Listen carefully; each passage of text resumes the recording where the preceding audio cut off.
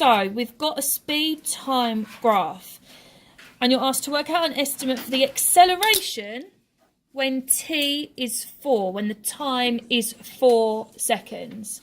So we can see that our x-axis is our time. When we find 4 and read up on our curve, it's there. Okay, now I can't just read off the graph because I'm looking for acceleration and that isn't given on my y-axis. I'm given speed. Now what you should hopefully know is that on a speed time graph, the acceleration can be found by looking at the steepness of the graph, or the gradient. The gradient of a curve is changing constantly throughout, isn't it? It's always changing. So the best we can do, and that's why it says estimate, is draw a tangent. So draw a straight line at that point and work out the gradient of that. That's the best we've got. So as accurately as possible, you should draw a straight line at t equals 4 that gives you a tangent to the curve. Now don't forget, everyone's is going to be slightly different, and that's why you're allowed to be within a certain range. Okay, now to find the gradient of a straight line, you know that you can divide the change in y values by the change in x, or some of you might have heard it as rise divided by run. The easiest thing to do with that is to find a triangle that's suitable. Again, everyone's is going to be different. Maybe take, I don't know, what's easiest to do? Find some nice points, perhaps. Again, everyone's is going to be slightly different, don't forget. But here's a triangle I could use for my gradient. And I did already say that the gradient can be calculated by finding the change in y and dividing it by the change in x. So here, my distance in y is 11. And my distance in x is 2. It's about 3.2. Again, everyone's is going to be different. I could have picked my triangle anywhere. Change in y divided by change in x, 11 divided by 3.2. Let's see what that comes out as, and I'll tell you the range that you're allowed to be within. So mine comes out at 3.4375.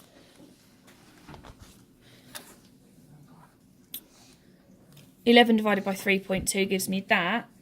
Now, I would be in the range that's allowed, so that's good. Anything, according to this mark scheme, between 3.2 and 3.8 would be accepted for your acceleration or your gradient, okay? Now, part B, again, if you're in my class, you would have definitely done this recently. Use 5 strips of equal width to find an estimate for the distance travelled in 10 seconds. Now, just a reminder, again, the distance travelled isn't part of my graph. It's not the x-axis or the y-axis. The distance can be found on a speed time graph by finding the area underneath the graph. So the area under the curve, in this case, represents my distance. And it already gives you a clue, 5 strips of equal width, okay? And it wants to know in the 10 seconds, so it wants to know from the start to finish an estimate for the distance. So what I should do, 5 equal widths, 1, 2, 3, 4, 5. So there we are, 1, 2, 3, 4, 5. I've got 5 equal widths marked on. Now the first bar, because it's an estimate and because I'm dealing with a curve, finding the area won't be possible at the moment. So we'll use a straight line instead. So what you've actually got for the first one is a triangle. You could find the area of that triangle to start you off. Now the rest of the bars, the rest of the shapes, I'm going to use trapeziums instead. Because if I just show you how that looks, instead of using that curve, again, I'm going to use a straight edge. You can see that I've constructed now a right-angled trapezium.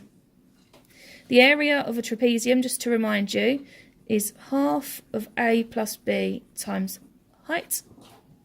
Now don't forget, because it's sort of on its side, your A and your B, if I do it in a different colour,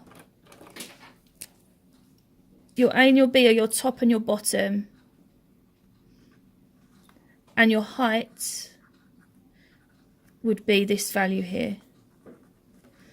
Okay.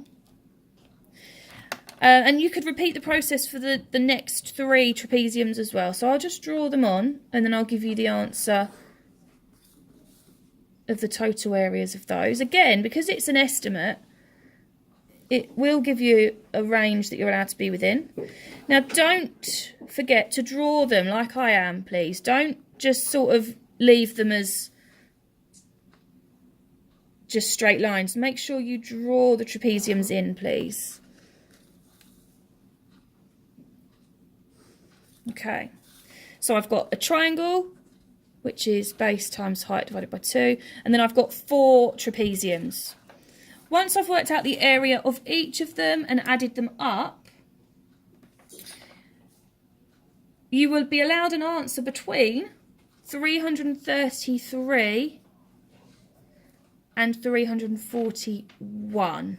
So anything between 333 and 341 in this case would be accepted. Okay, so the area of the triangle and the 4 trapeziums added together will give you a total between those 2 values there.